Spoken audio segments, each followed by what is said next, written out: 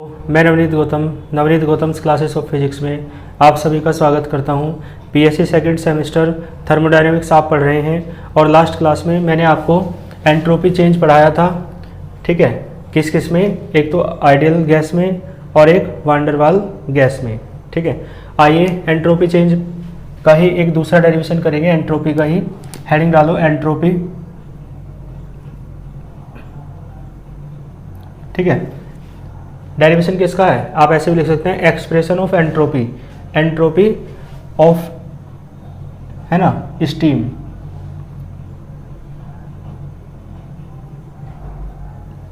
ठीक है जी, किसकी एंट्रोपी है? स्टीम की। स्टीम क्या होती है आप जानते हैं, भाप को कहते हैं। ठीक है, तो भाप की एंट्रोपी के लिए आपको डेरिवेशन करना है।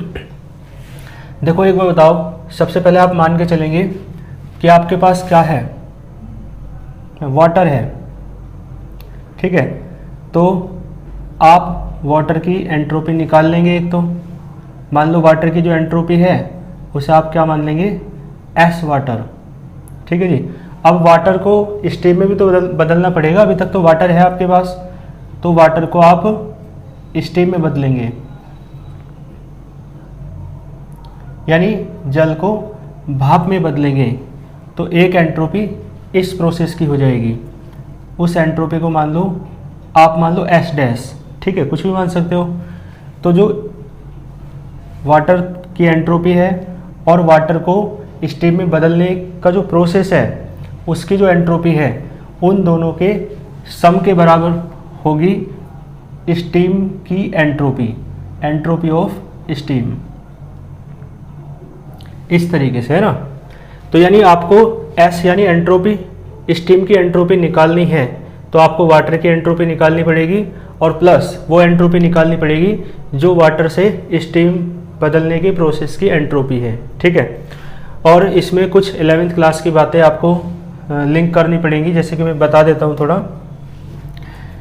आपको एक फॉर्मूला याद होगा विशिष्ट ऊष्मा का, है ना, विशिष्ट ऊष्मा, जिसे मैंने यहाँ भी पढ़ाया है। और मैंने क्या क्या क्या नाम दिया था उसे यहाँ पर, मतलब क्या कहते हैं इंग्लिश में? Specific heat. तो जो स्पेसिफिक हीट है उसे आप एस से डिनोट करते हैं या सी से डिनोट करते हैं। ठीक है, और उसका फॉर्मूला क्या होता है? Q upon M into D T. ठीक है, डी क्यू भी हो सकता है, वो तो मेन बात क्या है, हीट ऊपर है, अपॉन में मास है और इंटू में क्या है? टेम्परेचर चेंज है। ठीक है, ये है स्पेसिफिक हीट यानी कि विशिष्ट ऊष्मा। और देखो एक होती है गुप्त ऊष्मा, जिसे आप लेटेंट हीट कहते हैं, उसे आप L से डिनोट करते हैं और L का फॉर्मूला होता है Q अपॉन, ठीक है, M, Q अपॉन M, यानी Q बराबर ml होता है। इस तरीके से, है ना।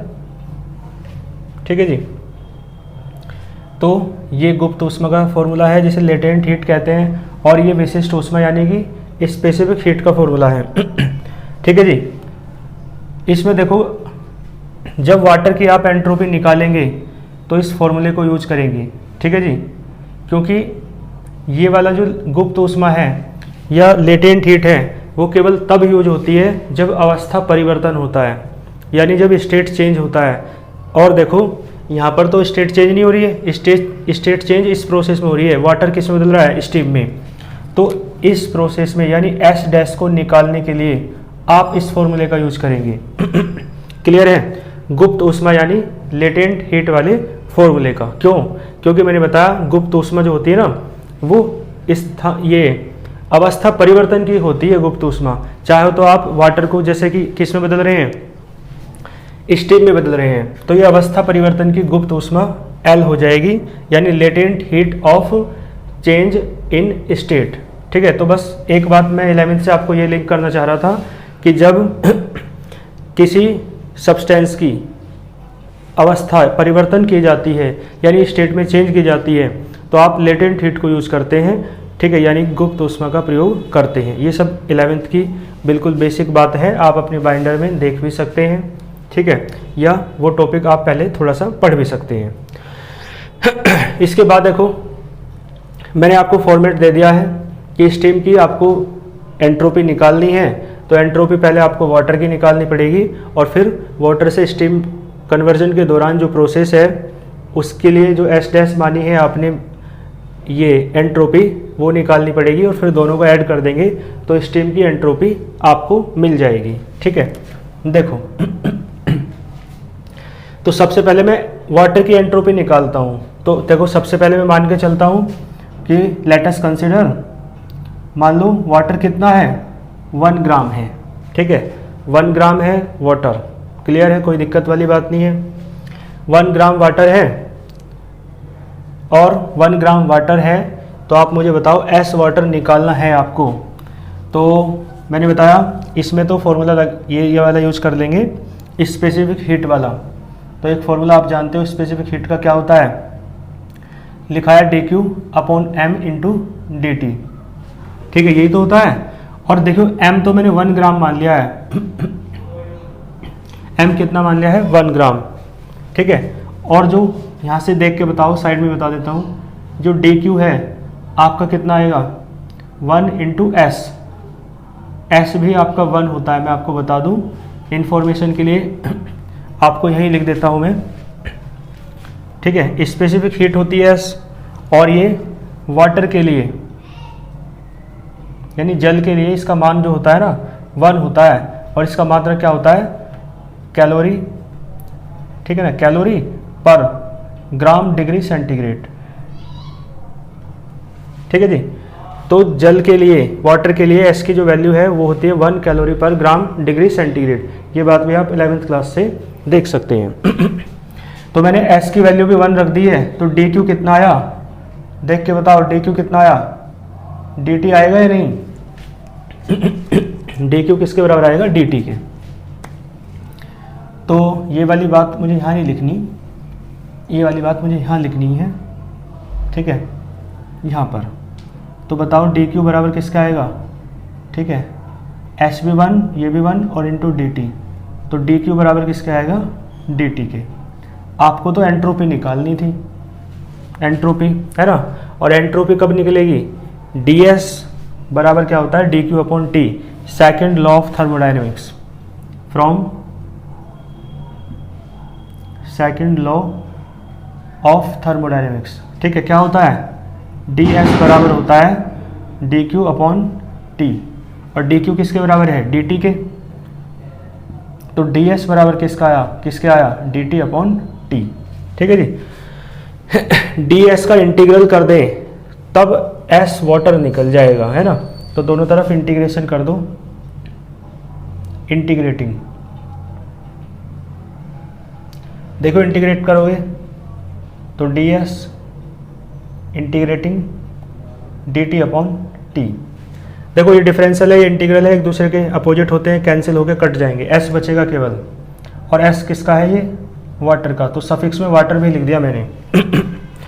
देखो 1 अपॉन एक्स का log x होता है, तो 1 अपॉन टी का क्या हो जाएगा log t, और प्लस में एक कांस्टेंट ऑफ इंटीग्रेशन भी तो जुड़ता है, मान लो a है, इक्वेशन नंबर फर्स्ट। जब तक a की वैल्यू नहीं मिलेगी तब तक हमारा डेरिवेशन आगे नहीं बढ़ेगा। तो सबसे पहले आप a की वैल्यू निकाल लो इधर साइड में। मैं आपको बता दूं, एक बाउंड्री कंडीशन लगाएंगे यहाँ पर एट, देखो भैया जब t बराबर 0 हो जाए, 0 डिग्री सेल्सियस, t बराबर है ना टेम्परेचर, और ये t तो किस में लिखा जाता है केल्विन में, तो t बराबर 0 हो जाए डिग्री सेंटीग्रेड में, तो केल्विन में तो 273 हो जाएगा। तो आप याद रखना एंट्रोपी कितनी होती है तब 0 होती है, यानी t बराबर 0 डिग्री सेल्सियस पे एंट्रोपी कितनी होती है 0। ठीक है, एंट्रोपी कितनी होती है 0। तो ये जो बात है ना फर्स्ट में अप्लाई करो, फर्स्ट अप्लाइज, ये हो जाएगा एंट्रोपी तो 0 हो जाएगी। ठीक है, और बराबर log, ठीक है, t की जगह क्या रखना है 273। ठीक है, क्योंकि t की वैल्यू केल्विन में रखी जाती है, और प्लस a है, तो a बराबर क्या आएगा माइनस का log 273। इधर आके a की वैल्यू निकल गई, a की वैल्यू फर्स्ट में ही रख दो, फर्स्ट इम्प्लाइज फिर करो, तो ये आएगा एस वाटर, एस वाटर बराबर log टी, और ए की वैल्यू है माइनस का log 273। तो एस वाटर कितना आएगा, एस वाटर आएगा, आपको पता है log में जो माइनस में है वो कहाँ पहुँच जाएगा, अपॉन में। ठीक है जी, एस वाटर कितना आएगा, log टी अपॉन 273। इसमें कोई दिक्कत नहीं है आपको। ठीक है, ये मैंने पूरा निकाल के बता दिया है वाटर के लिए कितना आया है आपका एंट्रोपी। एस वाटर निकल गया, अब क्या निकाल दो, एस डैश, और फिर दोनों को जोड़ देंगे तो ऐसे स्टीम निकल जाएगा। ठीक है, यहाँ तक का एक स्क्रीनशॉट ले लो। अब एस डैश निकालते हैं। ठीक है जी, तो देखो स्क्रीनशॉट तो ले लो, है ना, मैं इसे रफ कर देता हूँ।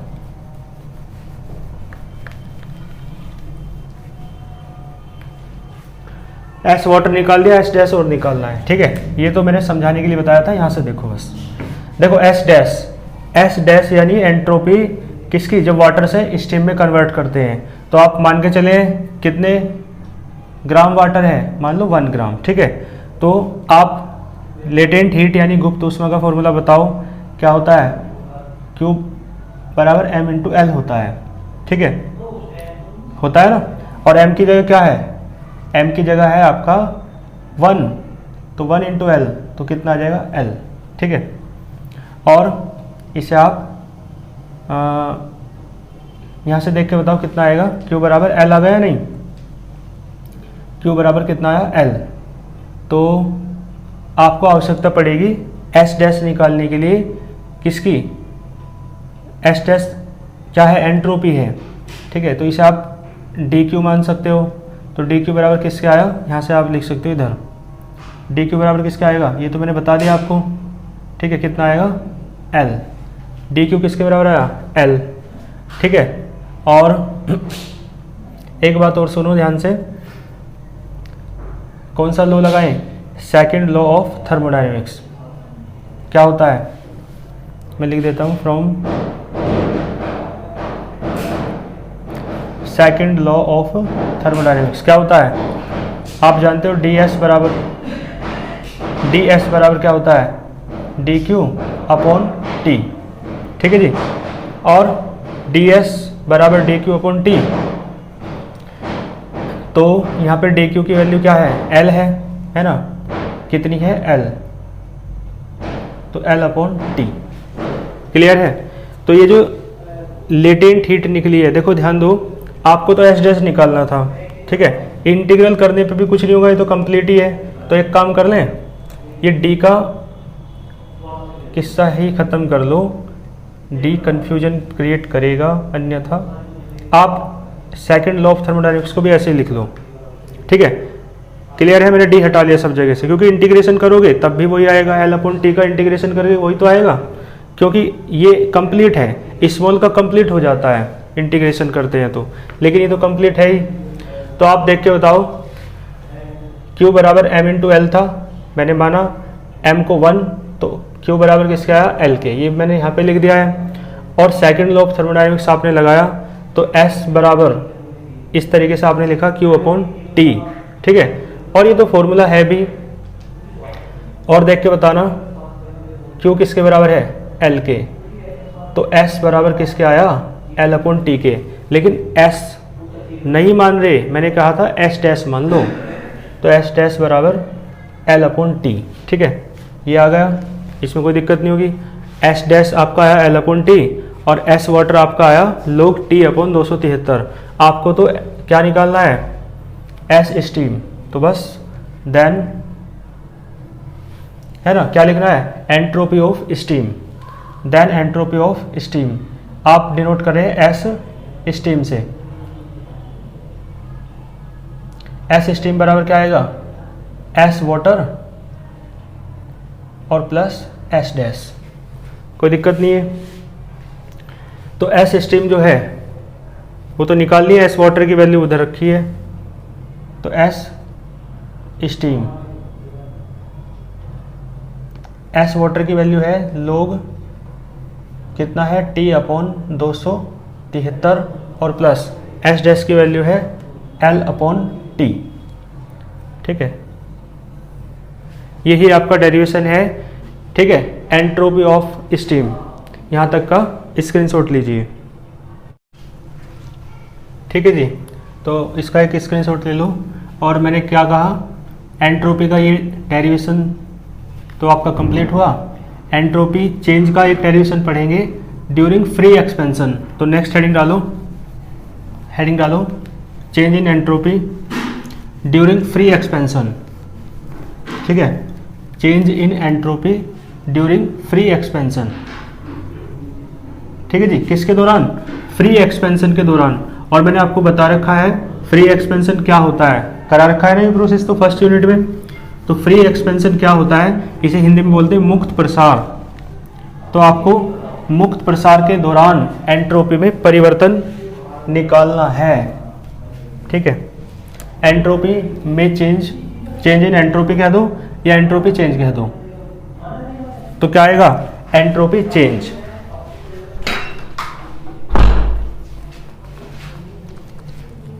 ठीक है जी, हेडिंग डालो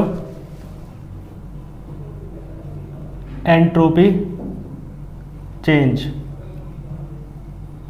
ठीक है। किसके दौरान? मैंने कहा फ्री एक्सपेंशन यानी मुक्त प्रसार के दौरान। ड्यूरिंग माने दौरान, है ना, during free expansion. Entropy change during free expansion, मुक्त प्रसार के दौरान एंट्रोपी में परिवर्तन। सुनो ध्यान से। तो पहले तो फ्री एक्सपेंशन सुन लो, है ना। हालांकि मैंने इसका इंट्रोडक्शन दे रखा है, लेकिन चलो फिर भी मैं दोबारा बता दूं जब टॉपिक चल रहा है। तो फ्री एक्सपेंशन क्या है, मैंने आपको बताया था ऐसा एक्सपेंशन है, या मतलब फ्री एक्सपेंशन जो है ऐसा एक्सपेंशन है या ऐसा क्या है, ऐसा एक्सपेंशन है, ठीक है जी, या ऐसा प्रोसेस है जिसमें कोई भी वर्क नहीं होता है। There is no work done, ठीक है ना, कोई भी वर्क नहीं होता है तो DW 0। And there is no exchange of heat, और कोई भी हीट का एक्सचेंज नहीं होता है, ठीक है। तो फिर मैंने कराया था applications of first law of thermodynamics में, जब फर्स्ट लॉ ऑफ थर्मोडायनेमिक्स के एप्लीकेशन कराए थे, तो फिर मैंने फर्स्ट लॉ ऑफ थर्मोडायनेमिक्स जब अप्लाई किया था तो वहाँ से क्या आया था, इस तरीके से आया था ना, DQ भी 0 है, DW भी 0 है, तो आपको रिजल्ट मिला था कि DU भी कितना है, 0 है। इसका मतलब है फ्री एक्सपेंशन में जो सिस्टम की इंटरनल एनर्जी है वो कितनी होती है, 0 रहती है, ठीक है। तो मैंने फ्री एक्सपेंशन आपको बता दिया है ना, यानी the process in which there is no work done, there is no exchange of heat, तो ऐसे प्रोसेस को आप फ्री एक्सपेंशन कहते हो, सब करा रखा है। फिर first law of thermodynamics apply करके बताया था, तो वहाँ से DU कितना आया था, 0। तो आप याद रखना फ्री एक्सपेंशन में जो इंटरनल एनर्जी है सिस्टम की वो कितनी होती है, 0 होती है। कोई दिक्कत तो नहीं है यहाँ तक। अब इसका डेरिवेशन करेंगे। अभी तक तो केवल मैंने इसका आपको इंट्रोडक्शन दिया। देखो डेरिवेशन करना है तो आप मान के चलो कोई आइडियल गैस है, 1 मोल मान लो, म्यू मोल मान लो, ठीक है। तो मान लो म्यू मोल आइडियल गैस है कोई, म्यू मोल क्या है, आइडियल गैस, ठीक है जी। म्यू मोल क्या है, आइडियल गैस है, यानी आदर्श गैस। तो आप जानते हैं, मान लो प्रसार की जा रही है आइसोथर्मली। कैसे प्रसार की जा रही है, आइसोथर्मली। आइसोथर्मली का मतलब समझते हो, यानी टेम्परेचर कैसा है, मान लो T है कांस्टेंट, टेम्परेचर कांस्टेंट है और कितना है, मान लो T है। तो कोई गैस आइसोथर्मली एक्सपेंड की जा रही है, ठीक है जी। और कितने वॉल्यूम से कहाँ तक, मान लो V1 वॉल्यूम से V2 तक एक्सपेंड की जा रही है, ठीक है। टेम्परेचर को कांस्टेंट रखते हुए कोई म्यू मोल गैस है, आइडियल गैस, जिसे V1 वॉल्यूम से V2 वॉल्यूम तक एक्सपेंड किया जा रहा है, ठीक है। गेट बंद करता हूँ तो बाहर की आवाज़ आती है, मतलब खोलता हूँ तो, है ना, और बंद करता हूँ तो घुटन हो जाती है। देख पा रहे हो कितनी समस्याएं हैं। तो मैंने क्या कहा, म्यू मोल आइडियल गैस है, कांस्टेंट टेम्परेचर है, उसे आइसोथर्मली यानी टेम्परेचर को कांस्टेंट रखते हुए एक्सपेंड किया जाता है V1 वॉल्यूम से लेकर V2 वॉल्यूम तक। ठीक है जी। इसके बाद इस डेरिवेशन को करेंगे तो ये तो मैंने आपको बेसिक इसका मतलब बेस बता दिया, शुरुआत की बातें। ठीक है, अब देखो करना क्या है। तो आप इसमें सेकेंड लॉ ऑफ थर्मोडायनेमिक्स लगाओ, from second law of thermodynamics. ये तो मैंने आपको पढ़ा रखा है ना, इसे बोलते हैं ऊष्मागतिकी का द्वितीय नियम। कितना है, क्या होता है, ds बराबर है dq अपॉन t, यही तो है। तो यहाँ से देखो ये बात कर रहे हैं हम फ्री एक्सपेंशन में। इन फ्री एक्सपेंशन देखो, फ्री एक्सपेंशन में क्या है, फ्री एक्सपेंशन में आपको पता है, मैंने बताया du कितना होता है, 0। अभी तो समझाया यहाँ तक तो इंट्रोडक्शन ही दिया मैंने इसका फ्री एक्सपेंशन का। तो du कितना होता है, इंटरनल एनर्जी चेंज 0 होता है। ठीक है, यानी इंटरनल एनर्जी कैसी रहती है, कांस्टेंट। ठीक है, चेंज नहीं होता कुछ भी। तो इसमें लगाओ फर्स्ट लॉ ऑफ थर्मोडायनेमिक्स, क्या आएगा, dq बराबर dw प्लस du तो 0 है। तो फ्री एक्सपेंशन में जो dq है वो किसके बराबर आ रहा है, dw के। तो यहाँ पे जो dq है आप उसमें क्या पुट कर देंगे, dw अपॉन t। ठीक है जी, ds बराबर dq की जगह क्या पुट कर दिया, dw। कैसे पुट कर दिया, साइड में मैंने बता दिया है। तो अपॉन में t। ठीक है, और dw का एक फॉर्मूला आप जानते हो, मैं उधर से रफ करता हूँ। देखो dw का एक फॉर्मूला आप जानते हो, p इंटू dv, जानते हो ना, आपने पढ़ा है dw बराबर क्या होता है, p into dv first unit में। तो इसलिए वही वाला आप फॉर्मूला अप्लाई करेंगे। ds बराबर क्या हो जाएगा, dw की जगह रखो p इंटू dv, और अपॉन में क्या आएगा, t। ठीक है, तो साइड में बता दो, चूंकि dw बराबर क्या होता है, p इंटू dv। कोई दिक्कत तो नहीं है। और सुनो ध्यान से, आप एक फॉर्मूला जानते हैं, मतलब आइडियल गैस इक्वेशन जानते हो ना, म्यू मोल गैस मान के चल रहे हो, क्या होता है, PV बराबर म्यू RT। तो यहाँ से P अपॉन T निकाल लो। P अपॉन T कितना आएगा, यहाँ से भाई P अपॉन T कितना आएगा, T अपॉन में आ जाएगा, तो म्यू R अपॉन V आ जाएगा। तो यहाँ रख दो, ds बराबर आएगा म्यू R। ठीक है, म्यू R है ना, ऊपर dv है और अपॉन में क्या है, v। समझ गए, म्यू R अपॉन v रख दिया और इनटू में क्या है, dv। तो बस क्या करना है, इंटीग्रेट कर दो, क्योंकि एंट्रोपी निकालनी है आपको टोटल। तो इंटीग्रेटिंग, ठीक है जी, और इंटीग्रेट करोगे, इंटीग्रेटिंग, तो देखो ठीक है, इंटीग्रेट कर दिया तो mu R dv upon v। देखो भाई ये चेंज है, स्मॉल चेंज। ठीक है, और आप चेंज निकाल रहे हैं तो ये डेल्टा एस हो जाएगा, कंप्लीट चेंज। भाई यहाँ पे ऐसे मत करना, डिफरेंशियल और इंटीग्रल खत्म तो एस बचा, एस बचेगा तो फिर तो एंट्रोपी बच जाएगी, लेकिन एंट्रोपी चेंज निकाल रहे हो आप, तो ये स्मॉल चेंज था, जब उसका इंटीग्रल करोगे तो कंप्लीट चेंज हो जाएगा, और कंप्लीट चेंज को आप डेल्टा एस से डिनोट करते हैं। तो डेल्टा एस बराबर कितना आया, म्यू आर तो बाहर आ जाएगा कॉन्स्टेंट से, मतलब कॉन्स्टेंट होने के कारण, और 1/x का होता है log x, तो हो जाएगा log v। ठीक है, और लिमिट रख लो भैया, मैंने कहा v1 से लेकर v2 तक। ठीक है, क्यों, क्योंकि dv आ रहा है तो v की लिमिट रखनी पड़ेगी, और शुरुआत में बता दिया है जो बदल रहा है ये एंट्रोपी वो v1 से v2 तक बदल रही है, या vi से vf तक मान सकते हो। vi मतलब v इनिशियल और vf का मतलब v फाइनल। ठीक है, तो लिमिट रखी आपने v1 से लेकर v2 तक, तो डेल्टा एस कितना आएगा, mu R log v2 minus log v1। तो डेल्टा एस कितना आएगा, म्यू आर, देखो log में जो माइनस में है वो कहाँ आएगा, अपोन में। ठीक है जी, इतना आया, तो यही आपका डेरिवेशन आ गया। ठीक है, entropy change during free expansion, इसका डेरिवेशन आपने कर लिया है। एक बात और बता दो, देखो यहाँ से देख के बता दो, यहाँ से आप एक बात देख के बताओ, V1 ज़्यादा है या नहीं, V2 ज़्यादा है या नहीं V1 से, बताओ भाई। V2 ज़्यादा है, V2 ज़्यादा होने का मतलब समझते हो, क्योंकि वॉल्यूम बढ़ रहा है, क्योंकि एक्सपेंड हो रही है गैस, ठीक है। शुरुआत में मान के चले तो बाद का वॉल्यूम ज़्यादा होगा, पहला कम होगा। अब जब V2 देखो, V2 ज़्यादा है तो log V2 ज़्यादा होगा, log V2 ज़्यादा है, log V1 कम है, तो डेल्टा एस कैसा आएगा, डेल्टा एस आएगा पॉजिटिव। तो इसमें एक बात आप कह सकते हैं कि हेंस एंट्रोपी चेंज या entropy during free expansion increases, entropy जो है ना एक्सपेंशन के दौरान, फ्री एक्सपेंशन के दौरान हमेशा बढ़ती है, ठीक है। और कारण क्या है बढ़ने का, मैंने बता दिया है, क्योंकि V2 ज़्यादा है V1 से, ठीक है। यहाँ तक का भी एक स्क्रीनशॉट लीजिए, ये डेरिवेशन भी आपका कंप्लीट हुआ, ठीक है जी।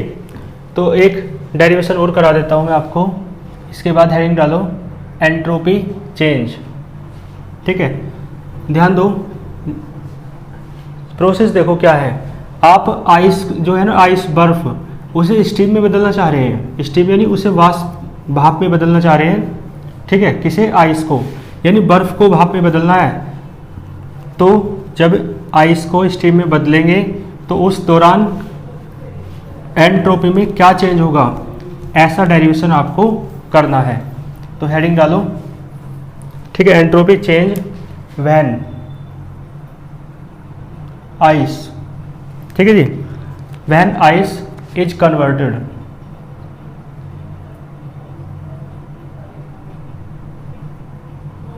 When ice is converted into steam, ठीक है जी।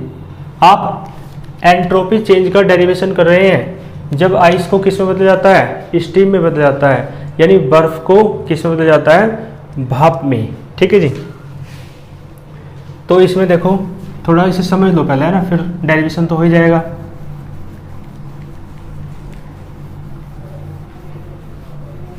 देखो इसका थोड़ा समझो पहले, आइस को किस में बदलना है, स्टीम में, ठीक है जी। आइस को आपको किस में बदलना है, स्टीम में, यानी बर्फ को भाप में। तो ध्यान देना, इसमें कैसे कैसे 3 प्रोसेस होंगे। सबसे पहले तो आप आइस को किस में बदलेंगे, वाटर में, है ना, जिसे आप कहते हैं मेल्टिंग, क्या कहते हैं, मेल्टिंग, यानी कि गलन, ठीक है, यानी पिघलना, पिघलना भी कह सकते हो, गलन भी कह सकते हो, या पिघलना भी कह सकते हो, ठीक है जी। तो आइस किस में बदलेगी, पहले वाटर में, एक प्रोसेस वो होगा। मैंने आपको बताया है कि जब अवस्था परिवर्तन हो, स्टेट चेंज हो, तो आप बात करते हैं लेटेंट हीट की। किसकी बात करते हैं आप, लेटेंट हीट की, यानी कि गुप्त ऊष्मा की। तो गुप्त ऊष्मा वाला फॉर्मूला लगेगा लेटेंट हीट वाला, ठीक है। और फॉर्मूला आप जानते हो Q बराबर m/L, ठीक है। और देखो आइस वाटर में बदल गई, ठीक है जी। मान लो कितने टेम्परेचर पर बदली है, T1 टेम्परेचर पर बदली है, आप ऐसा मान के चल सकते हो, ठीक है। तो एक बार बताओ, अब वाटर को आपको किस में बदलना है, स्टीम में। तो जिस ताप पर, ध्यान देना मेरी बात को सुनना ध्यान से, जिस टेम्परेचर पर आइस वाटर में बदली है, ठीक है, वो टेम्परेचर तो 0 डिग्री सेल्सियस है। 0 डिग्री सेल्सियस पे तो बर्फ पिघलती है, लेकिन आपको जब वाटर को स्टीम में बदलना है, भाप में बदलना है, तो 100 करना पड़ेगा। इसका मतलब है एक काम और करना पड़ेगा बीच में, जो दिखाई नहीं दे रहा। 2 काम तो दिख रहे हैं कि भैया आइस को वाटर में बदल दो और वाटर को स्टीम में बदल दो, ये 2 काम तो दिख रहे हैं, लेकिन एक काम और करना पड़ेगा बीच में कि 0 डिग्री सेल्सियस से 100 डिग्री सेल्सियस तक टेम्परेचर को लेके जाना, ठीक है। एक काम तो ये है कि आइस को वाटर में बदल दिया है आपने, और एक काम ये है कि वाटर जब बना है ना आइस से, अभी उसका टेम्परेचर 0 डिग्री है, 0 मतलब T1 है ना, तो उस टेम्परेचर को आपको बढ़ा करके 100 तक ले जाना है। मान लो, मतलब यहाँ तो डेरिवेशन करना है, तो कितना ले जाना है, T2, ठीक है, जब 100 हो जाएगा, जब T2 हो जाएगा, तब जाके वाटर किस में बदलेगा, स्टीम में। ठीक है, तो दूसरा प्रोसेस यही था कि टेम्परेचर को बढ़ाना T1 से T2 तक, या T1 से T2 करना बाय इंक्रीजिंग, ठीक है, बढ़ाकर। ठीक है जी। और तीसरा प्रोसेस क्या हो जाएगा? तीसरा प्रोसेस आप बताओ, पता तो है आपको, वाटर से अब क्या बना दो, स्टीम। तो यहाँ भी देखो अवस्था परिवर्तन हो रहा है, स्टेट चेंज हो रहा है, तो यहाँ भी इसे बोलते हैं वेपोराइजेशन। ठीक है,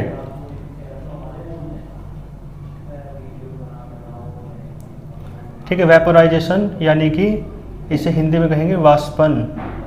ठीक है जी, जैसे गलन था, ये वाष्पन है, ये भी एक प्रोसेस है। ठीक है जी।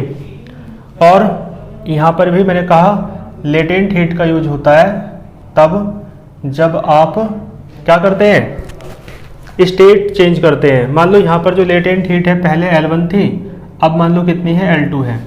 ठीक है, और ये जो काम हो रहा है ये T2 टेम्परेचर पर हो रहा है, क्योंकि T2 टेम्परेचर ही आपने इसलिए बनाया था ताकि वाटर स्टीम में बदल सके। 100 डिग्री सेल्सियस आपने टेम्परेचर इसलिए तो किया था ताकि वाटर स्टीम में बदल जाए, तो T2 टेम्परेचर पर ही ये काम होगा। कॉन्सेप्ट समझा? तो मैंने कहा इन दोनों जगह तो लेटेंट हीट के फॉर्मूले यूज होंगे, लेकिन यहाँ पर कौन सा फॉर्मूला यूज होगा? तो मैंने आपको पढ़ा रखा है स्पेसिफिक हीट, आपको याद है ना? ठीक है, क्या था फॉर्मूला? यहाँ पर फॉर्मूला यूज होगा स्पेसिफिक हीट का, क्योंकि फॉर्मूला स्पेसिफिक हीट का मैंने बताया आपको SC से डिनोट करते हैं, क्या होता है, Q/m/dt।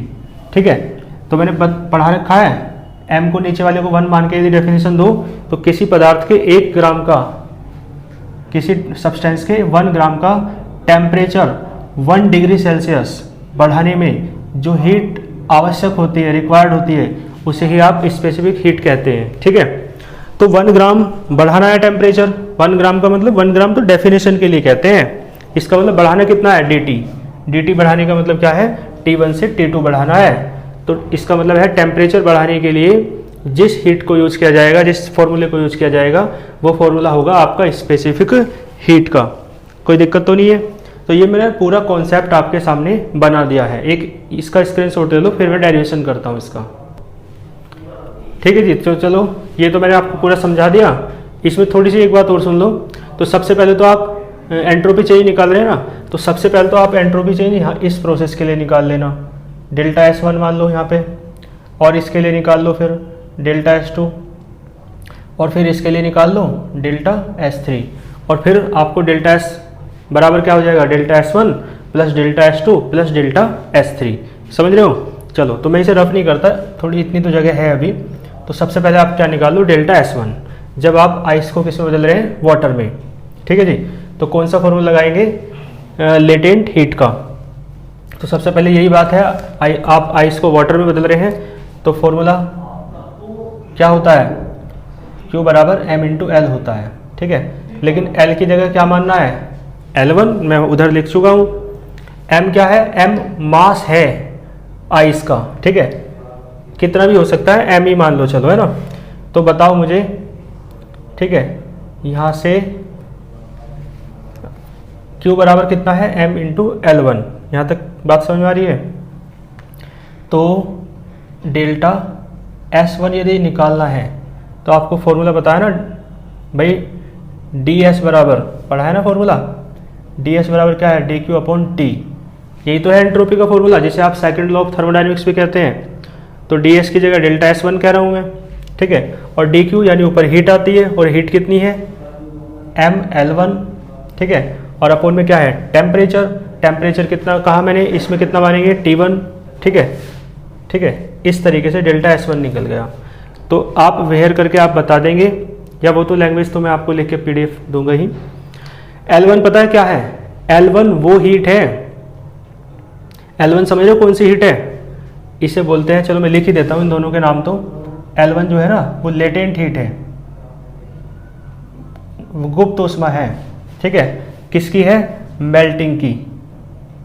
जो गुप्त ऊष्मा होते हैं ना, वो प्रोसेस की होती है, इसे हिंदी में कहेंगे वाष्पन, ये गलन की गुप्त ऊष्मा। ठीक है, और गलन किसका हो रहा है, आइस का, तो मेल्टिंग ऑफ आइस। जैसे बोलते हैं latent heat of melting of ice, यानी बर्फ के गलन की गुप्त ऊष्मा। L1 समझ में आया, क्योंकि डेल्टा S1 किसके पदों में है, L1 के और T1 के। M तो मैंने बता दिया, M क्या है, let M be the mass, है ना, मास है ऑफ आइस, आइस का। ठीक है, सारी जो सिंबल्स यूज करते हैं ना उनका पता होना चाहिए आपको। डेरिवेशन करते हुए बस उनमें लिखना पड़ता है कि मतलब जो जो सिंबल्स यूज हो रहे हैं कि वे हैं क्या क्या, बाकी प्रोसेस सुन लो डेरिवेशन करने का। T1 क्या है, तो T1 वो टेम्परेचर है जिस टेम्परेचर पर जो आइस है किस में बदलती है, वाटर में, है ना। तो टेम्परेचर है T1 एट विच, जिस पर आइस, है ना, किस में बदलती है, वाटर में। आप लिखना चाहते हैं तो लिख देना in which ice is converted into water. ठीक है जी, तो डेल्टा S1 मैंने निकाल दिया, कोई दिक्कत नहीं है आपको। इसी प्रकार और डेल्टा S2 निकाल देते हैं। डेल्टा S2 निकालने के लिए थोड़ा सा, है ना, करना पड़ेगा संघर्ष, तो उधर को कर लो थोड़ा। देखो सबसे पहले सुनो मेरी बात ध्यान से, डेल्टा S2 निकालना है तो आप एक बात सुनो, ये बात तो चल रही है, डेल्टा S2 निकालने के लिए फॉर्मूला लगाना पड़ेगा स्पेसिफिक हीट का। ठीक है, तो स्पेसिफिक हीट का फॉर्मूला आप जानते हो, S बराबर क्या होता है, dq upon m into D T. ठीक है जी, टेम्परेचर में चेंज कितना हो रहा है, T1 से बढ़ रहा है और T2 हो रहा है। ठीक है जी, तो यहाँ से dq बराबर बताओ कितना आएगा, S।